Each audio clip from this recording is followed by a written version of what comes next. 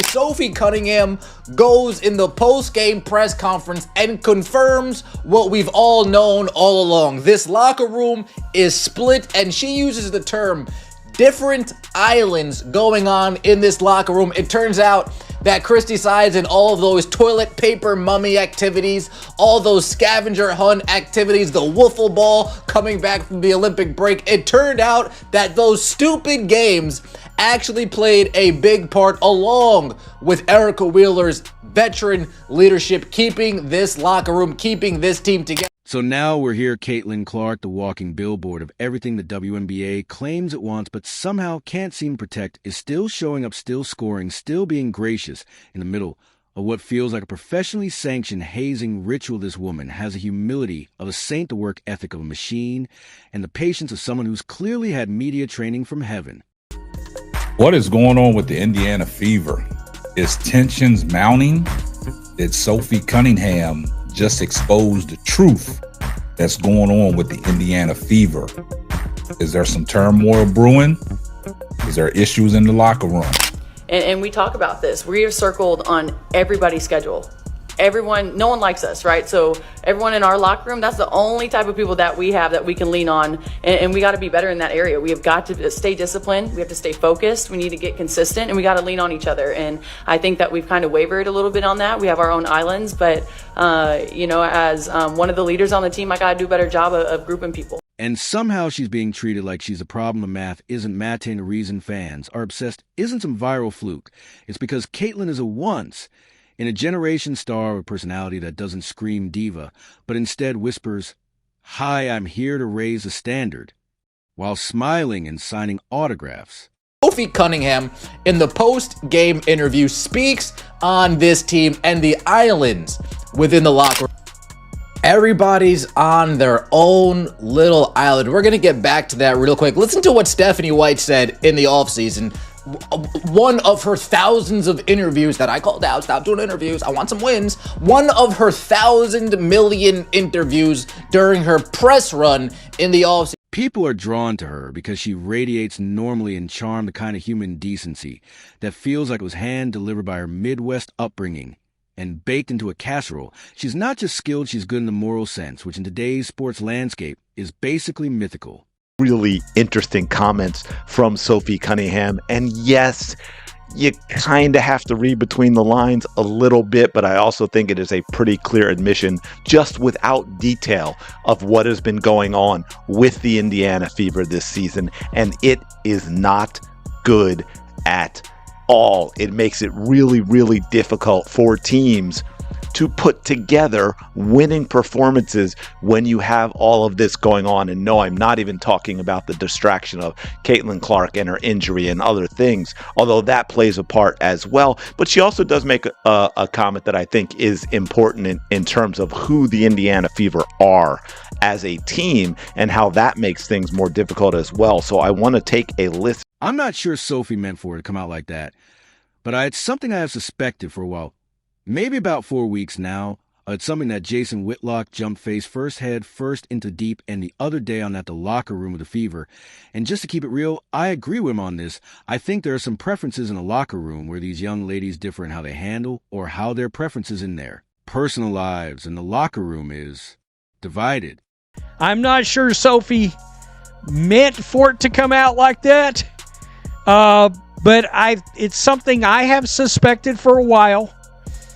Maybe about 4 weeks now. It's something that Jason Whitlock jumped face first, head first into the deep end the other day on, that the locker room with the Fever, and just to keep it real, I agree with him on this.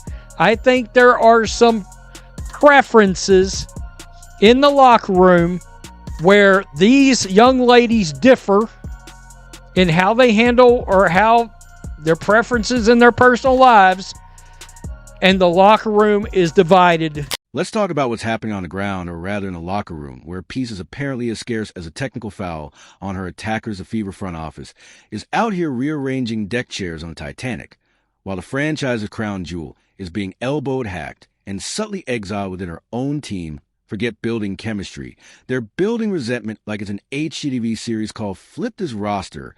There's a divide, not just a cute little personality clash. No, we're talking Civil War, but make it sports. Half the team looks like they'd rather be benched than passing the ball, and the other half is too busy playing Survivor to be useful.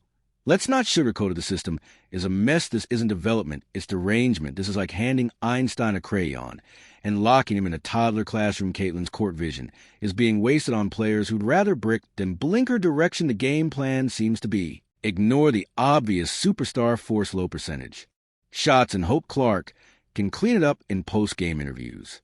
I've been watching that Sophie Cunningham thing on repeat, man. That clip where she grabbed the girl and threw her down, so foul. It's a hard basketball foul, probably over the top. Of course it is, but why would it not be given the circumstances? But once she did the clinch, man, MMA fans, UFC, grappling, Muay Thai, like we all know. Once you seen that clinch, it was like, okay, she just ain't no regular fucking person.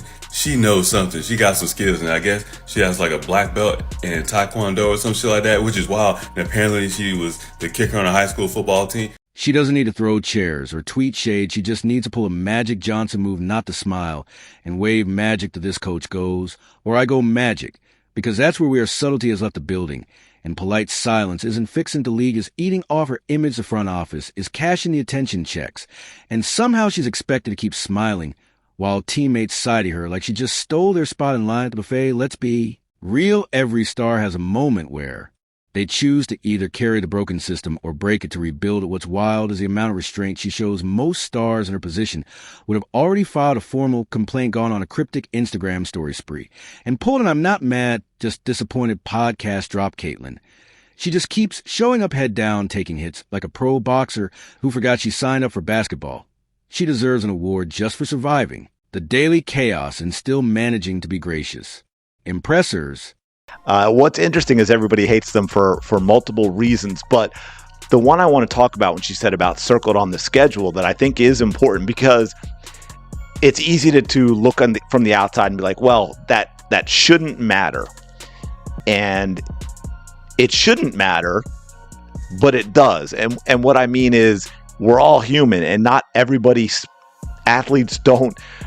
They should. They get paid to. It's a job. It's a. And let's talk about the fans who are second the ones paying for overpriced tickets, wearing her jersey, dragging their skeptical boyfriends to games, and turning Clark Effect into a full-blown economic stimulus. They're not just here for basketball. They're here because she represents something rare: excellence, with kindness, fame, with humility, stardom.